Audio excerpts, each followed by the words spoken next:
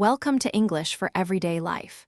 Today we're talking about aging and retirement, a topic that touches us all, whether we're planning ahead, supporting an older relative, or navigating retirement ourselves.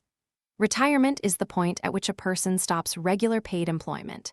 In the UK, the state pension age is currently 66 for both men and women, though this is set to rise. The state pension is a regular payment from the government, funded through national insurance contributions made throughout your working life. You might say, I've been paying national insurance for 40 years, I should have a full state pension entitlement. Most people also have a workplace pension, a scheme arranged by their employer, to which both employee and employer contribute. And some have a private pension, additional savings they've built up independently. Together, these form your pension pot, the total savings that will fund your retirement. When you retire, you have several options for accessing your pension. An annuity converts your savings into a guaranteed income for life.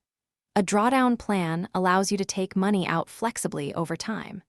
Financial advice is strongly recommended before making these decisions, as the choices are significant and largely irreversible. Many retirees choose to downsize, selling the family home and moving somewhere smaller.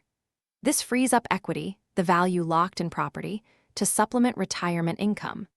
Active aging is a growing concept, the idea that staying physically and mentally engaged in later life leads to better health and greater happiness. Volunteering, learning new skills, staying socially connected, and maintaining exercise are all associated with positive outcomes. You might say, since retiring, she's taken up ceramics, joined a book club, and started swimming 3 times a week. She's busier than ever. Today, we covered pensions, retirement planning, downsizing, and active aging. Later life, done well, can be richly fulfilling. See you next time.